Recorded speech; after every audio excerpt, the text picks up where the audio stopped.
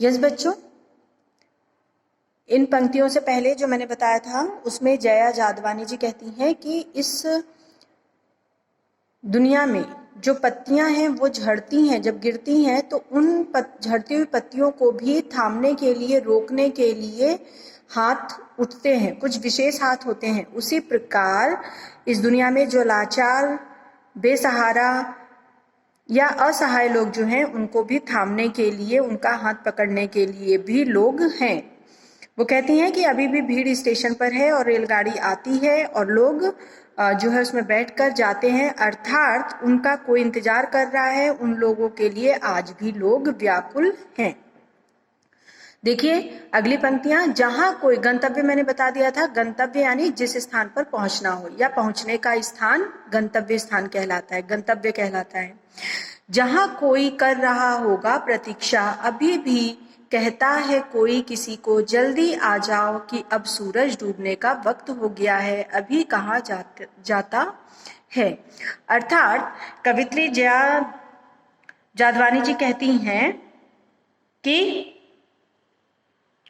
आज भी, इस समय भी लोग, ठीक है, इस समय भी लोग एक दूसरे के लिए व्याकुल हैं और इसी व्याकुलता के कारण वे अपनों को कहते हैं कि जल्दी आ जाओ क्योंकि सूर्यास्त होने का समय हो गया है, अब अंधेरा हो जाएगा।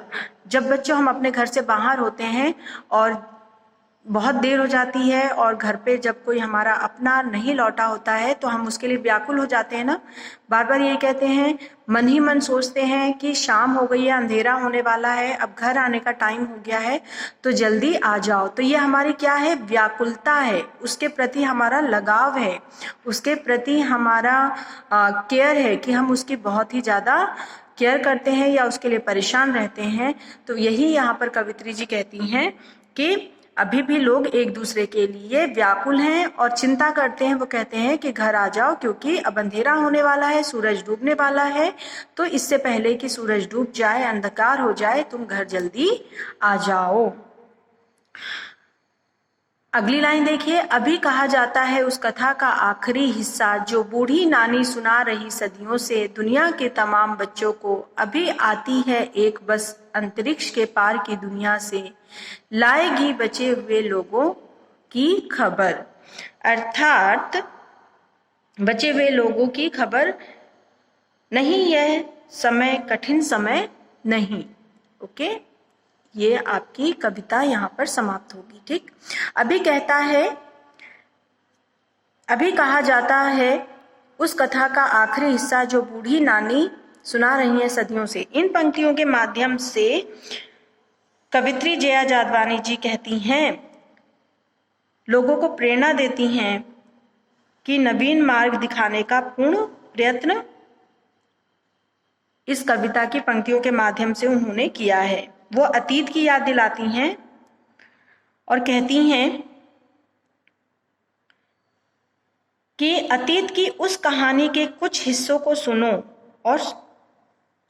और सुनाया जाता है जो घरों में, हमारे घरों की जो बुजुर्ग महिला, बूढ़ी नानी, बूढ़ी दादी, ठीक है, या दादा नाना, ये लोग जो होते हैं वो हमें लगातार इस तरह की कहानियां सुनाते रहते हैं। सदियों से ये कहानी आ रही है, हमें भी किसी ने कहानी सुनाया होगा और हम अपने छोटे बच्चों को सुनाते हैं, घर में जो बच्चे होते हैं उनको भी सुनाते हैं। अब कवित्री अचानक अपने भावों में परिवर्तन ला रही है। ठीक है, परिवर्तन लाते हुए कहती है,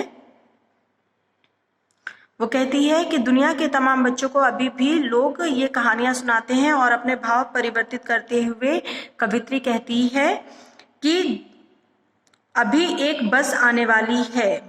ठीक है, अभी एक बस आने वाली है जो अंतरिक्ष के दूसरे छोर से आएगी, मतलब वो इस दुनिया के नहीं बल्कि अंतरिक्ष के पार से आएगी, उस ओर से आएगी, और यह दुनिया भी अनोखी और कैसी होगी, निराली होगी। वो कह रही हैं कि जो बस अंतरिक्ष के दूसरे छोर से आएगी वह दुनिया भी अनोखी एवं निराली होगी। वह बस आसमान के उस पार दूसरी दुनिया से जीवित बचे हुए लोगों की सूचना लाएगी। जीवित अंतरिक्ष के पार की दुनिया से आएगी और जो जीवित बचे हुए लोग हैं उनकी सूचना लाएगी। अतः यह कहा जा सकता है कि वर्तमान समय में इनमें से कठिन समय या जटिल समय नहीं है।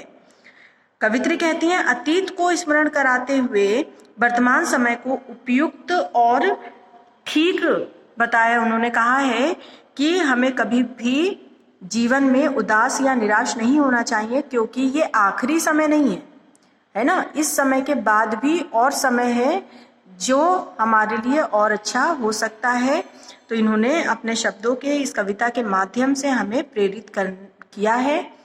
ओके, आई होप आप सभी को ये पाठ समझ में आ गया होगा। अब आप इस कविता को अपनी कॉपी में लिखिए।